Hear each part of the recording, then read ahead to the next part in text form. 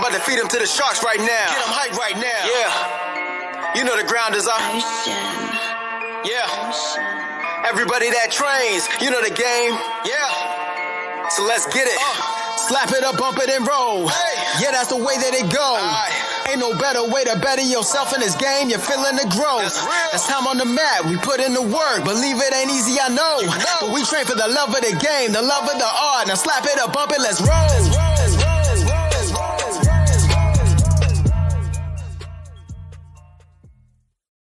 Welcome to episode 83 of the BJJ Campaign Podcast. My name is Jeff Boone. I'm an A3 blue belt, 4 stripes. Phil Coors, A2 blue belt, 3 stripes.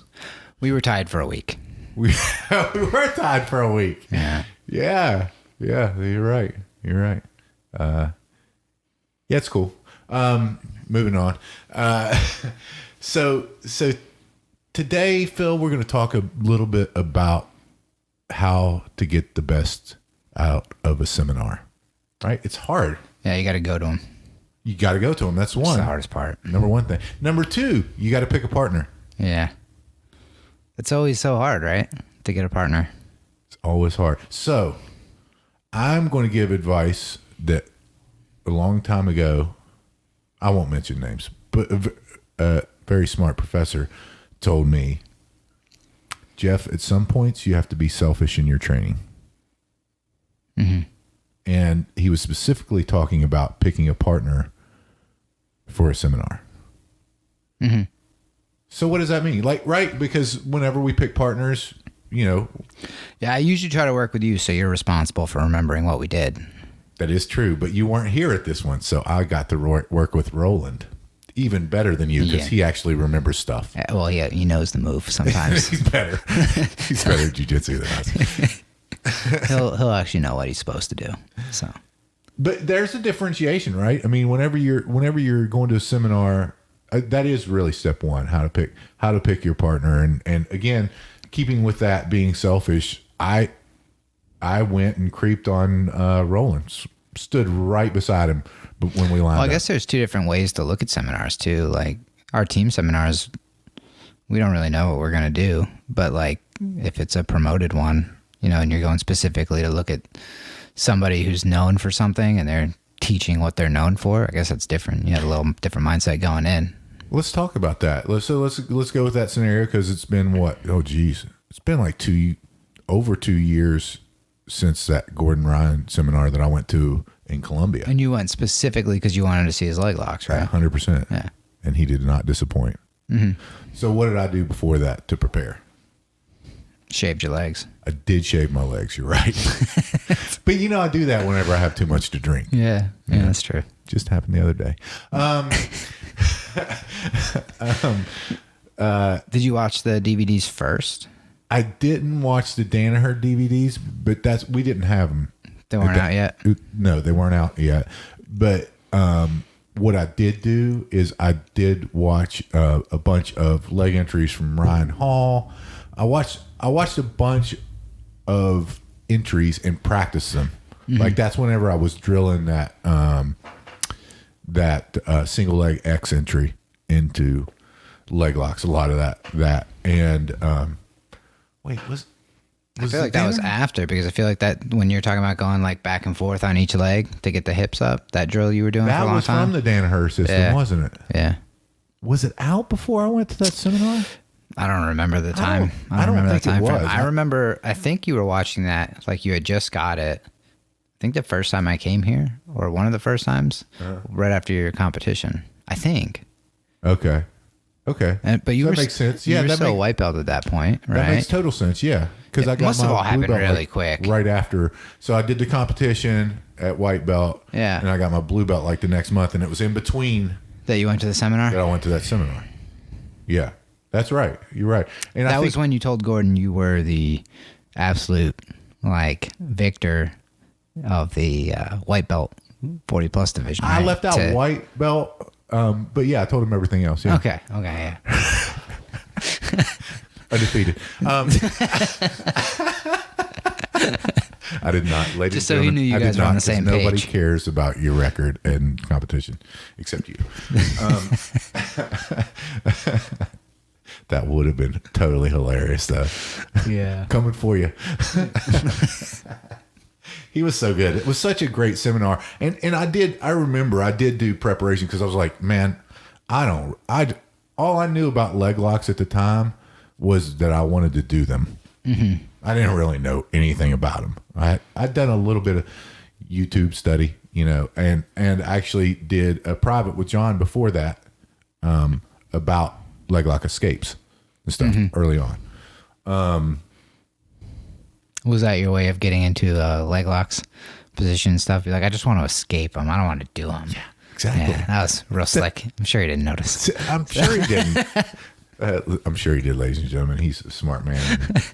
He knows these types of things. But yeah, so defend and it does teach you a lot about it. I was watching. I think I did watch some of Dean Lister's stuff as well, in doing it. And it was helpful. Yeah, I think Dean's is the only one that I went into like knowing beforehand what we were gonna do. At Origin, yeah. Yeah, like that was the only one that it was a specific, kind of thing was gonna be covered. Other than that, well, and Alexi, you knew you were gonna do De La Hiva. Nah, man, I didn't know. You didn't? No. Oh, I did. Yeah. I mean, I put it together throughout the week or whatever. Yeah. But the only thing I knew before we arrived at that camp was that there's this guy, Dean Lister, and he does leg locks. And I didn't know any of the other instructors before I got there. Jocko. Yeah, I didn't know if he was going to be an instructor though. Did we? No, I don't think we did. Because he didn't really, I don't think he was listed as like an instructor. He was more as somebody who's like, he's like helps teach, Yeah. Well, he did do breakout sessions too. I liked his sessions. That's true. Yeah, he did. They were easy and fundamental and informative, stuff that I still use. But I think that's the only one I've ever gone to knowing beforehand what's going to get covered. So I guess that wasn't the best point I made there about knowing beforehand, because it would take somebody like that or like Ryan Hall. Yeah, or maybe like a Josh Hinger or something who's known for a very specific thing. Mm-hmm. Yeah. What do you do you think Marcelo, whenever he does his seminars, does he do seminars? I'm sure he does. Yeah. I don't know. Maybe he doesn't. But getting back to the point here, that being how to get the most out of your seminar. And there's two different things, right? And so like Gordon Ryan, whenever I went down there, I was the only one that I knew, and there was like 250 people at that seminar. It was crazy. But I didn't know anybody. And so I just kind of, met somebody. Isn't that shocking, right? Met and talked to somebody before we started and we're warming up, and I was like, hey, you want to pair up? And he was about my size, and he was a blue belt, and so he's like, yeah, sure. But in seminars where you know who's going to be there, and you've got someone like it was great because at Origin, you and I were partners the whole time, which is what I prefer, because we both can talk about it. We can talk about it on here. We can compare our notes, and do that stuff. And I would recommend too, if you are at a seminar and you work with someone, get their contact information so that you can share your notes with them, and maybe they'll share their notes with you, so that if you miss something, you can kind of fill in the gaps. When was the last time you took notes? This past week. Really? Yeah. I haven't sent the notes to Roland yet, but I'm going to polish them up a little bit more. Oh, from seminar. Okay. Yeah. Outside of a seminar, when's the last time you took notes? I edited something about a month ago on one of the techniques that I was struggling with. Mm-hmm. I generally now I just edit, because I've got all of the fundamental techniques that we go through. I've got all of them in. Mm-hmm. Another top tip, folks: get a nice app if that's the way you learn. My BJJ notes. Phil, I think you take it down in your notebook and never read it again, usually, which is good because the act of actually writing it down kind of builds those grooves in your brain, the neural pathways and such. I haven't been doing it lately, but then I was pissed because I didn't write stuff down that I wanted to go back and see.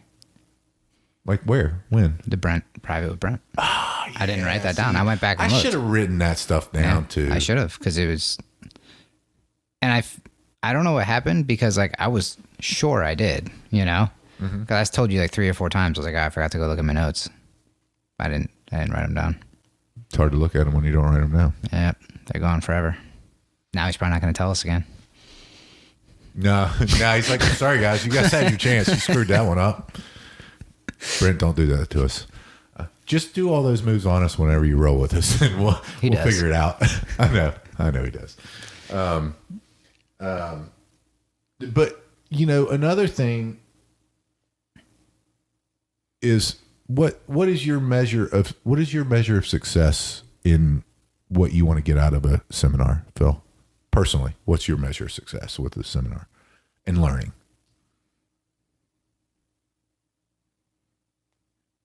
That's a really weird question, because I don't think I'll go first. Yeah, I'll go first. My measure of success in a seminar is if I can implement it immediately after, because usually seminars afterwards you roll, right?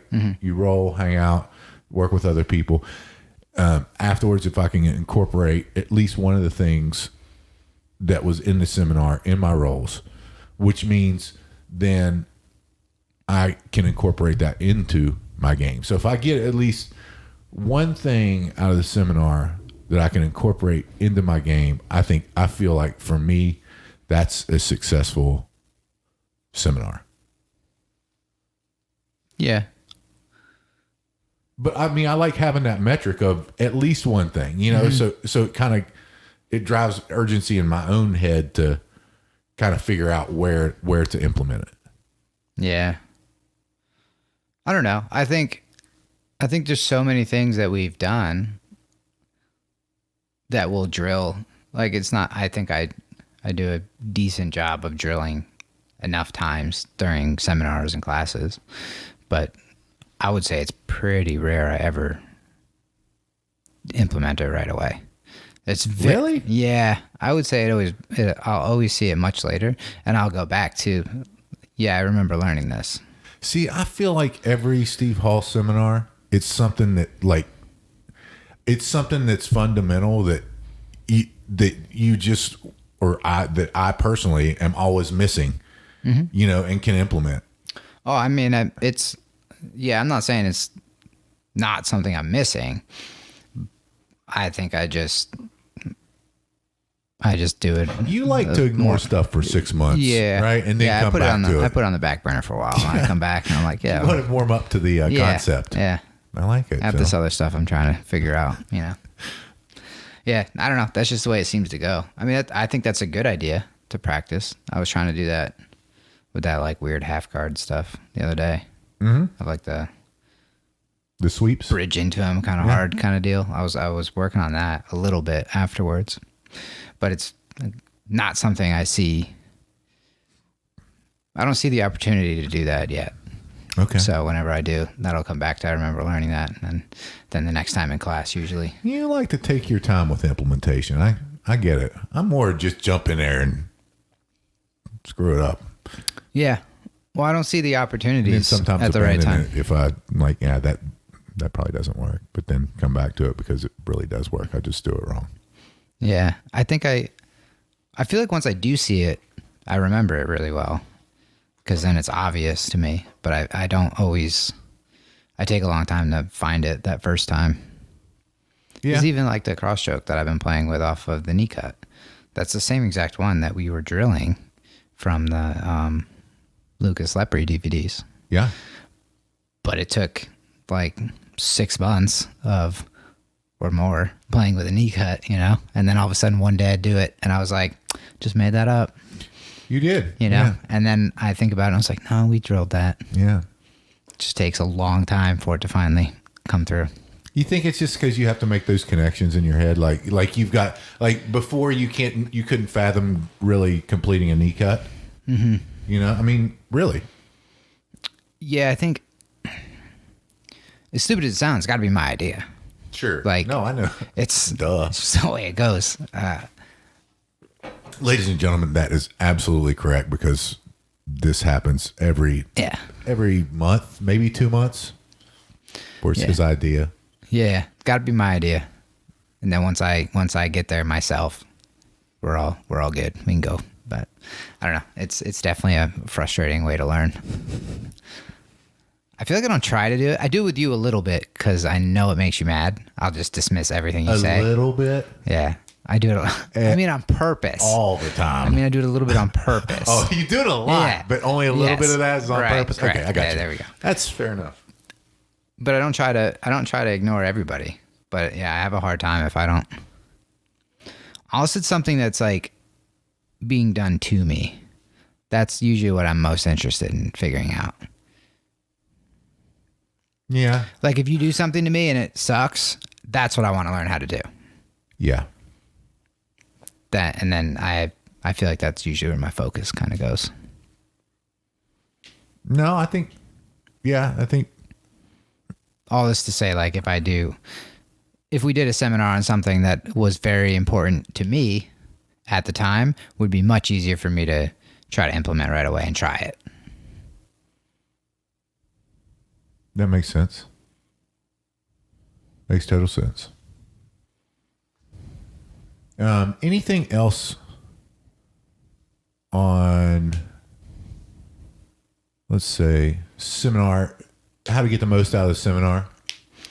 I think just getting as many reps in as possible, because even though I always go into them and know I'm not going to use the move, it's still, I'm going to use something from it, whether I know it or not, you know, and then you're going to,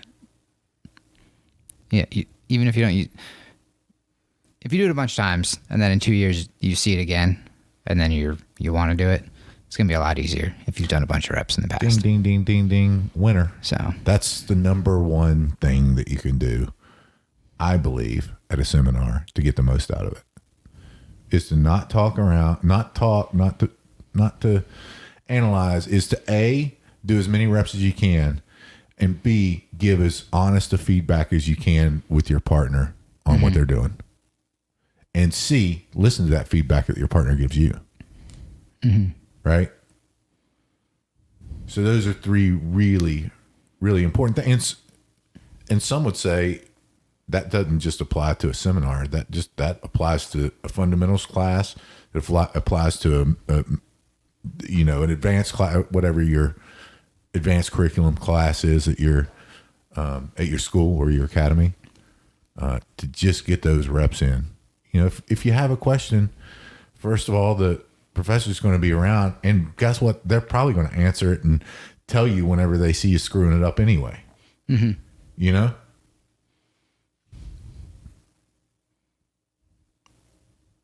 agreed. Okay. You don't seem enthused about this, Phil. What do you mean? All right, I'm just checking. Checking. Coffee? I didn't even ask about your coffee intake today. It's okay. 8 cups. Yeah, it's 8 cups between 1 and 3. It's been the normal amount. Yeah. So moving on to our next topic.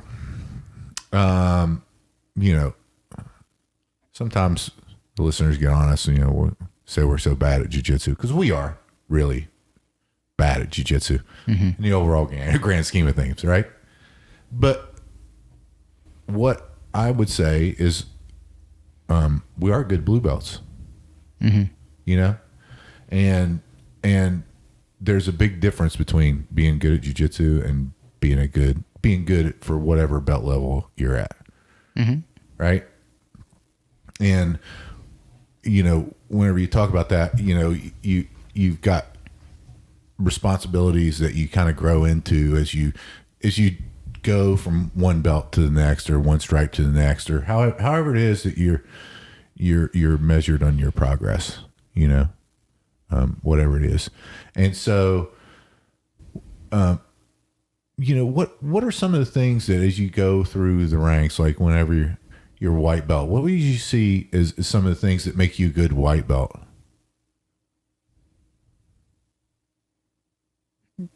Nah, I don't know. It's the same for my answer is going to be the same for everything. Is showing up. Yeah. Yeah, because when you say like good blue belt, I mean that's such a like wide open thing. I feel okay. So let's like start there. As far as things I can control, like I've done everything in my power since I learned what jiu-jitsu is, signed up to try it. I don't think there's too much more I could have done between then and now to improve at jiu-jitsu. Like I feel like I've done maybe not every single thing I could do, but pretty close to everything under my power control to practice and try to learn and get better. So that's why you're a good blue belt. I think as long as other people are doing that, and everybody's got a different situation. So like I don't have like 4 kids to be responsible for. So I have a lot more freer time to do this stuff. But if you're doing what you can, you are going to improve if you just keep going. That would be my judge for all of them. Because then it still doesn't matter. Like whatever's going to happen when I grab you or you grab me is going to happen, and it's not going to matter what we're wearing. Yeah, exactly. And I wasn't talking about technical proficiency. I don't. That doesn't really even factor into the equation. I don't think much. I mean, I guess it does. You can't be. Are you talking about the guy's post that I saw you liked? Which one? About how your life changes outside of jiu-jitsu. Oh, I did like that post. I saw it. It mentioned you. Yeah. Is this what brought this up? Yeah, kinda. Okay. Yeah, I think I'm on the same page as you now. I think it kind of did. And what I mean, again, not technical proficiency, not saying our jiu-jitsu is good, because it's not right now. I mean, we're on the second step of a step ladder that goes an infinite amount of steps, right? I mean, that's where we're at. And so technically that's not a big deal. We're doing what we can there. But, growing into our role is like, I think one of the things is like trying not to give bad advice. That's what I try to do, is not give bad advice. I still do sometimes. Yeah. But trying not to give bad advice when people ask you. When's the last time you gave somebody bad advice? Probably yesterday. I mean, I don't know. Do you remember telling somebody something and now you're kind of like looking back like, yeah, I said what I said. It's been a while, like since it's been like, that was egregious. Like that was really terrible. But yeah, no, you want to have your head down whenever you shoot in. That's your advice. But no, I can't remember like when it's been really like, egregious and not at all correct. Usually there's some component of correctness to it, even though my understanding is probably lacking in a lot of areas.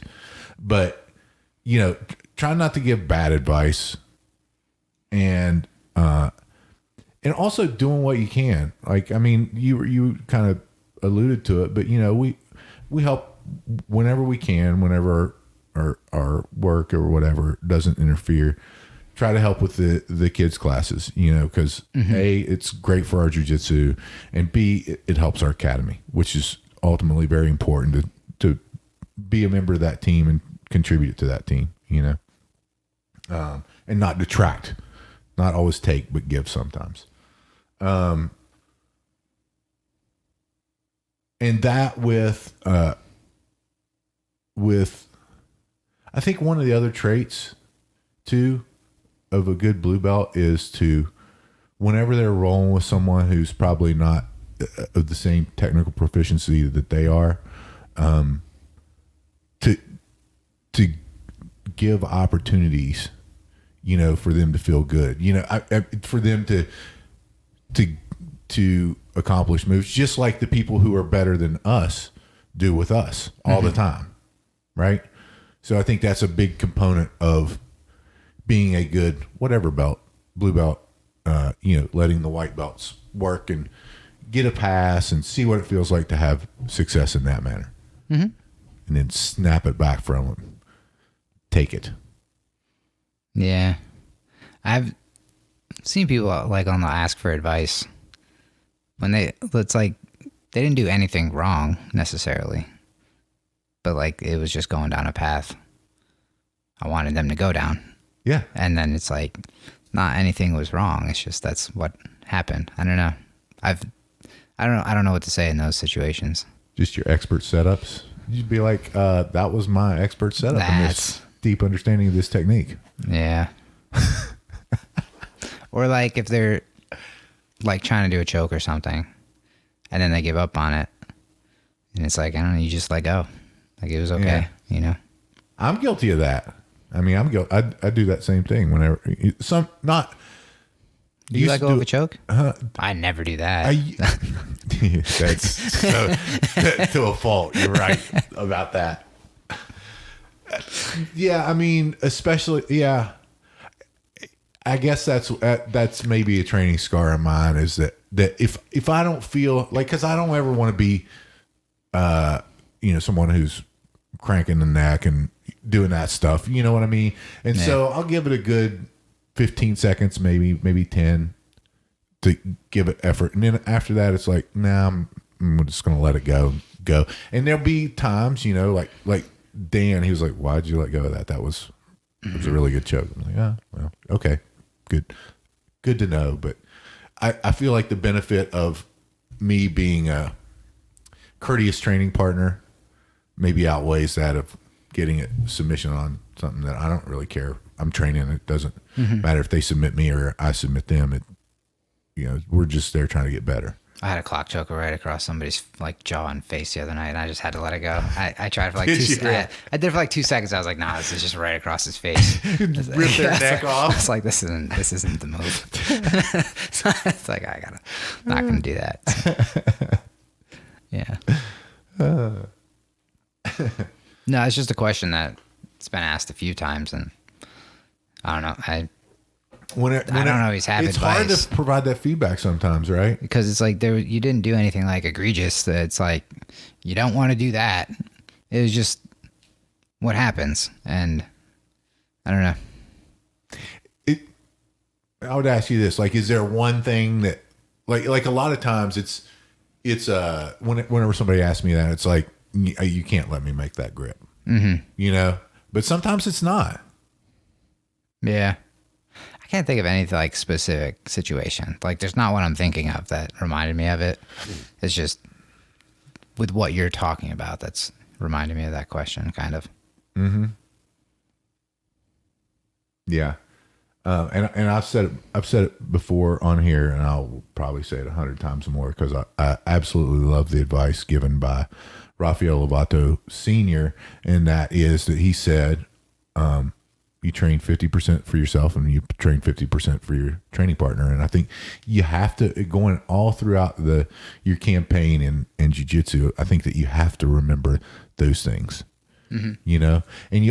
and guess what? You also have to remember that good advice that I got from someone saying, sometimes you have to be selfish with your training and sometimes you have to smash, sometimes, but not all the time, probably not even just some of the time, not most of the time, but just some of the time you can do that. But you have to do that to know how to do it. Yeah, I was practicing that smash stuff for a while at the beginning of the year. Now I don't like to do it as much because I feel too stuck. Yeah. What do you mean? Half guard smash pass? What are you doing? Just like putting shoulder pressure on, like a deep shoulder pressure, either in half guard or side control. You always do that to me. What are you talking about? That's because I don't like you. I know. But I'm too now. Well, and it's because you're better, and that's me holding on too much. If I'm doing what I'm supposed to be doing, I'm not committing to this one thing. I'm moving a little bit, and the movement is the pressure kind of situation. Mm-hmm. I didn't make that saying up. That's what Mr. Ryan says. So yeah, it made a lot of sense though. I mean, Makes I think people work that's really the next hard. thing that I need to really work on. I mean, I totally agree because you see it in like working with Will and stuff. You just see the pressure that he makes in every position. And it doesn't matter where he's going. No. And you're working super hard to keep him off you. Yep. And he just goes from knee to knee to side control to mount to back up to the knee to the back. It doesn't matter. Like, if I'm more confident in the situation, I don't need to feel like I got to lock somebody down with shoulder pressure, turning their face away so that they can't throw me off. It's that I don't care if you try to throw me off. I'm just going to go to the next spot. You know, that's probably why I do it with you, because I don't even realize I'm doing it. If you're saying no, I don't mind. I like it. I mean, you give good shoulder pressure when you do that. It helps me get out of those pin escapes. Oh, I don't care if you don't like it. Yeah. I was just saying, I didn't realize I was doing it. So but no, and that's being not confident in that spot, on the top spot with you, because you're good at escaping. I try to be. Yeah. Or delaying. Maybe that's even better. Just delaying it. I just want to delay it as long as I can. Yep. It'd be irritating. I think that's good advice. Be irritating if you're defending. I think that's, I think about that sometimes too, like keeping the hands in really close. But then what crawls back in my head is like, what if he wanted to just hit me? Like, what am I actively doing to escape? Like, I don't like because I would do that a lot, where I would just be like, I'm waiting for you to do something because I can't get out. The play dead defense. Yes. I can't get out, so I'm waiting for you to make some sort of space here, which will work sometimes, but in jiu-jitsu, not all the time. So so that thought crossed my mind a little bit. It's like, I want to be like, I should, like when you're like, I have you mounted, or like Ryan or John or something, I have the mount and I'm not comfortable because I know I need to keep moving to keep them out, or you're gonna get out. I feel like that's the goal I should be working towards on the bottom of the mount for whoever. Not gonna happen, but I'm gonna work towards it, So just laying there waiting for them to do something different isn't the move. No, it's not. It's definitely not the move. Yeah, you're right. I mean, you got to make them feel uncomfortable. I mean, that's, you hit the nail on the head. Is if you're uncomfortable in the dominant position, that person's better than you. Right. You know. I mean, and that's okay. There's nothing wrong with that.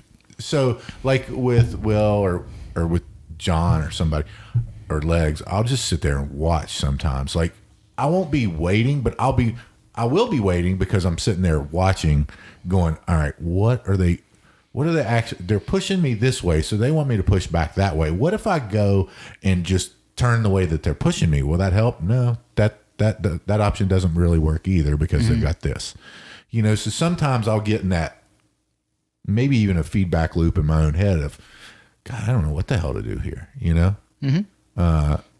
and wait and see what grips they're making or anything of that nature. So that's a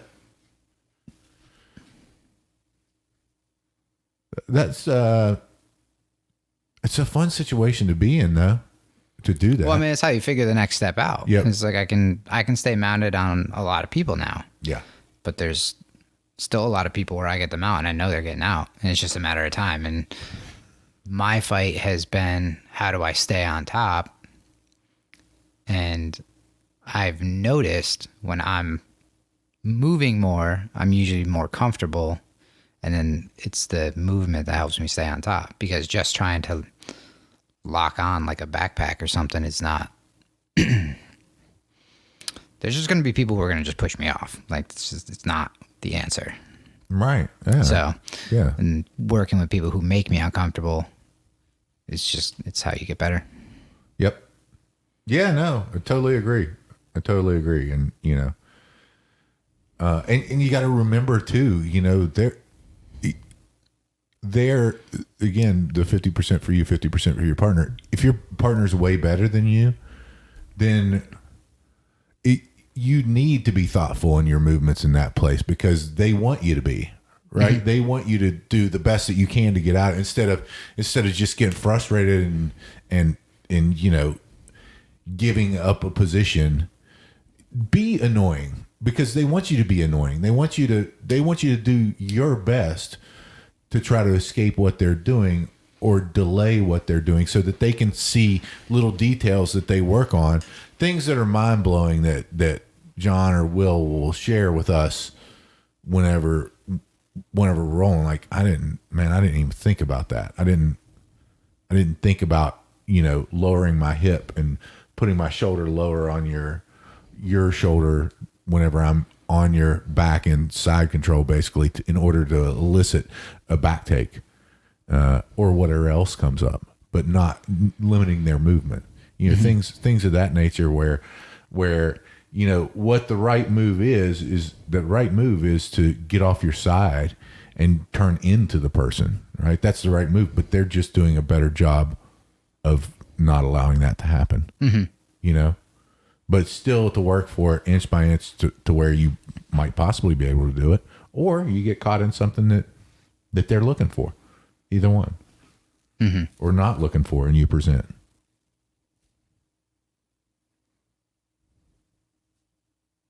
It's a good point. No, I think that's it. Yeah, I agree. What was the question? I don't know. I lost I don't track. remember. Lost track. What were we talking about? Oh, being a good blue belt, I think. Yeah, we were. What was your answer? That was the last 20 minutes. That was my answer. That's a long answer. A lot to do. A lot to take into consideration, Phil. Yeah. All right. We try to think about these things so our audience doesn't have to. Yeah. They may have more questions now than before. I mean, true. I mean, we're not a real great source of answers. I mean, we're a great source of answers. We might not be a great source of correct answers. Yeah, there you go. But again, I stated it when we first started this thing. We're just doing this for us. Mm-hmm. Speaking of that, what else have you been working on because you're doing the back for so long? Or are you still there? No, I mean, I definitely am still there because defending and attacking for sure. Definitely, that's where I want to be. Mm-hmm. But I've also been really working on attacks from half guard, whereas before I was really just working on sweeps and getting into butterfly and leg entries and deep half entries and those types of things. Right now, I'm really trying to work on submissions, in particular from bottom half. From bottom half guard, in particular, the same side arm Kimura, opposite side arm Kimura, both setting those up, and any number of Bravo chokes, lapel chokes, from there. Mm-hmm. Trying to really the conundrum with the lapel chokes is really hiding it so that you get that so that they can't defend, because in half guard they have the capability of backing up as far as they can, so you have to control that posture, which the Bravo grip, that lapel grip, is a really posture controlling grip. So for me, that along with still working the leg entries, different leg entries, from there, that's really what my focus has been lately. I don't know. I guess I have been focusing on that. How about you? What have you been focusing on? Well, that was my question, because I haven't been. Like, I've gone to a lot of classes with no focus anywhere specific. Like, for a while, I had very specific things that I wanted to drill before class and try to incorporate, and there's not really anything that sticks out to me the last couple of weeks. Last couple of weeks. That's not, I don't. I mean, we always say it, you have to train with a purpose, right? But maybe your purpose is right now not having a purpose and just going with the flow. Not saying flow rolling. Oh, you're starting to believe. You're starting to believe, aren't you, Phil? Yeah. See? Yeah, I've always been on board with flow rolling. I don't know. This is your idea. Yeah. Flow rolling was your idea. Yeah. I came up with that. So, very important. See how it works, folks? You see how it works. Yeah, it's a live example. Exactly how it works. No. I still have the same goal in mind of being able to Get on top, stay on top. get on top and just not fall back. I mean, and the other night I had a situation where somebody, it was like kind of a pushing back and forth situation, and I had him stood up and I think grabbed like a guillotine or something, but not like a great grip. And I went to sit back with it, and then I stopped, and then I started going forward again. But it's like just trying to break the instinct of mine to fall backwards at some points. It's been a whole lot better, of always fighting for the top or getting up if I see an opportunity to get up. But there's still those times where mostly scrambles and probably when I'm more tired. I get that. I do that same thing. And I relinquish the position. Back. Yeah. Yeah. When both people are tired. Sure. So I can't be the one to quit kind of thing. So that stood out to me. But yeah, more of, I guess, because it's more mental than a specific technique. And it's just the idea of not falling back. While at the same time now trying to explore around a lot more and play with open guards. So I have to be on my back. So that's a good way to confuse everything. Well, not only that, but I see what you're doing too. And that you might not even, I think you do know that you're doing this on purpose, but you're really focusing on balance, improvement. And by the way, you can't improve your balance. You can't, by knowing which way that they're going to try to off balance, right? Because I'm either going to push or pull on that leg each and every time that I do De La Hiva or whatever, and to actively try to stave off that position and also keep your balance so that you can initiate your passing sequence, right? Yeah. And what I think is funny is most of the times when I actually get past the guard, it never really feels like I'm actually doing a technique. Like, it doesn't feel like any specific one. It's always at least some combination of them, but it's multiple ones back and forth. And never am I doing it like nailed all the details. It's always like very rarely, right? Right. Yeah. So I think a lot of it just playing with those ideas and making sure I don't get knocked down, trying harder not to let people recover once I do get past, because that pisses you off. But it is what it is, but at least I don't end up worse, Mm-hmm. Yeah. I guess, and working on that stuff. But yeah, I guess there's no real way to drill. Do you think that balance. that lack of, I won't say motivation, because you're still training hard and motivated and everything else, but that lack of focus is due to it being so long since you've competed? Most likely. Yeah. Because I think that's my motivator, I guess, for doing things I should do, like eat better and things like that. Oh, so you've been. We'll get off track a little bit without cookies those. and ice cream. Is that what's been going on? Yeah. Are you watching me? May or may not have a closed circuit TV camera in your house.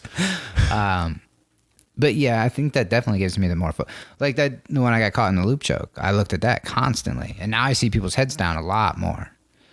And so I try there's so much, man. And I we did that collar dragging stuff with Brent, and I like that a lot, but I'm still not comfortable with it yet. But it's just something I'm trying to just play with, like, and I guess maybe because it's so much of it's timing, I guess, and it's really hard to drill timing, I think. Yeah, for sure it is. Like, because it takes two people for sure, and the reactions, and I don't think the reactions are the same no matter how hard I try. Maybe that's what the difference is, because I have things I want to work on, like, and as soon as we go to roll, I'm in that position.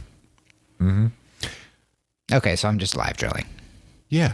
Okay. You are. I mean, it took me that entire time to get to that point. I mean, that's what I'm trying to illustrate for you. And also, you know what, man, whenever you say that too, is I've been working on my timing on everything I'm doing. Never before have I paid as much attention to response, and to actually doing doing the move at the right. It's almost like I've always done it intuitively, but Or just did it.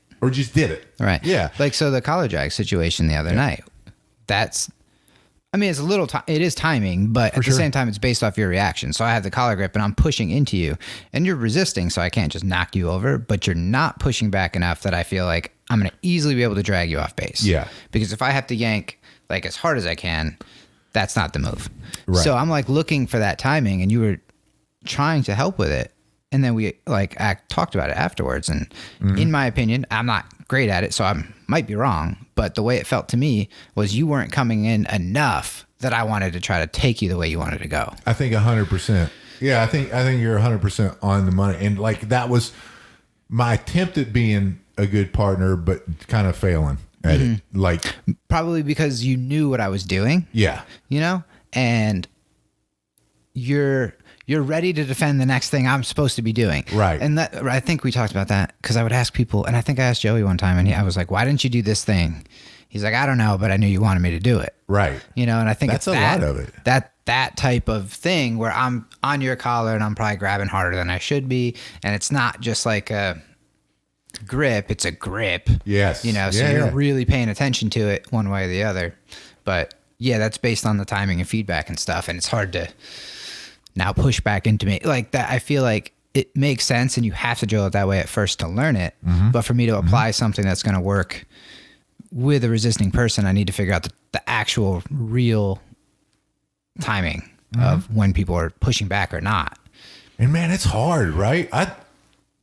It's hard. Like you kind of get an idea, and most of the time, if you do the move pretty correctly and you do the setup, that you kind of know that that's going to inherently be that way, and you're going to get the response that you want or not. But really focusing on that kind of that timing aspect of it, that's something that's new for me. Is that real focus of, okay, if I get stuck, that's cool. I'm okay. You know, like that clock choke defense I did the other night. Like I specifically waited for that till I thought it was going to get me back to guard. I didn't care if you caught me in it. And if I was a little late, you would have caught me in it. Right. But I didn't want to just do the defense and then end up in side control. I wanted to actually get my guard back. So that timing is crucial to that, you know? Yeah. And then I think what you did there that was really good is even though you were setting it up, is you were fighting my grip really hard. Yeah. So I never, like what you're kind of saying is that we were in that position for like 30, 45 seconds of turtle because you weren't giving me that grip. Right. And I wasn't going to go until I felt like I had it. But I also wasn't going to open up anything because I wanted you to do the clock choke. But I think that's a better example or better application of doing what we're talking about. Like you're fighting my grip so hard that I don't think you're setting something up. You were legitimately not letting me grab your collar. Right. Or like if I grabbed it, it was a shitty grip and I wasn't going to put everything into it because I was going to lose the whole position. So it was a long fight to get my hand in where I felt like I was comfortable. And then when I went to move, it seemed like you just timed it right. I think I even said that was perfect timing. I don't know if that escape you were doing, I didn't expect you to do it. Sure. Good. I didn't think, I knew you were fighting the grip, but I didn't know if you knew you were going to see a clock choke or one of my other wide array. Many things from turtle position, many other attacks. So I thought that was really good timing. And that was, I think, a better application of you working with me to set something up or like when I go to force that like quarter mount or whatever, 3/4 mount or whatever, when I'm so far over that you have to roll that other way. And then I was able to kind of grab your leg and give you a hard time about it. But that's just, I think, because we spend so much time that I know in certain positions, I know what you're probably going to try to do. Yeah, of course, because that's super fun. That ninja roll is super fun. Right. And like you'll dig at my face for a little bit. You never go for it first. Right. Right. You're right. But if I don't let you turn me or you don't make any progress with that, you see it like second probably. Yeah. And then I think so. I know you're going for it and I won't move, so you do go for it. Yeah. Yeah, no, I know. That is fun. It's fun. It was fun whenever you stop because I was like, damn. It's like literally I didn't realize that you had my leg. That was what was stopping it, which was weird. Yeah, no, that was just weird. I've never done that before, like we were talking about. But, and that's also I'm trying to force it because that's one I'm trying to work on, and I'll get in that position and I won't see it right away. Mm-hmm. And then I see make it right away. I just don't do it right away because I've got to sit there in my head and think about, all right, what shoulder am I rolling over? You know, that sort of thing. And like, I'm going to do something I can't think else. about what shoulder. I have to just think about what direction I'm going. Yeah, I think probably. I face plant when I consider shoulders. That's why John said the other night with that move, and he goes, "You're gonna look and roll over your right shoulder." I was like, "Nah, I can't do it. I can't think about. Makes no sense. Can't think about which way to go." But that's something I want to get better at. Because people overcommit that way, and I think it's a fun way to exploit the overcommitment. Mm-hmm. Yeah. Agreed. Well, Philly, it's almost an hour. Tell the folks, if they choose to, how they can support us. Just share the podcast because we're out of the good stuff.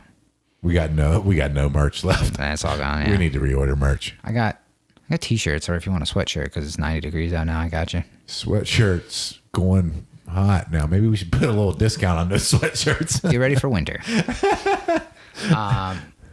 Yeah, if you're small or medium. 135 to 170, folks. Yeah, we got Rashguards for you. But that's it. They're great. I'm telling you. What did I say? Rooster through welter. I think that's what it is. Rooster through welter.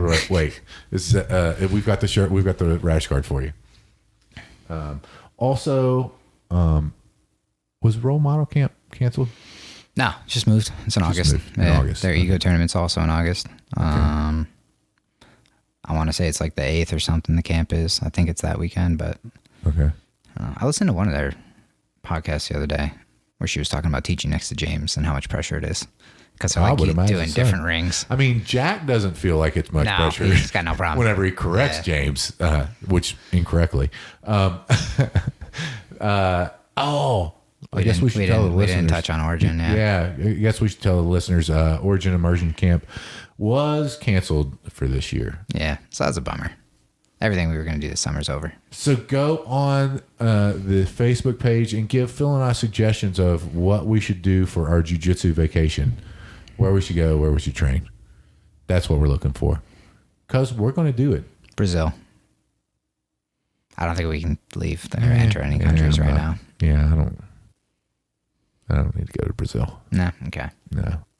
I mean, you're going to go to Brazil? You won't even go to California, for God's sakes. What are you talking about? Yeah, bring me in on Zoom.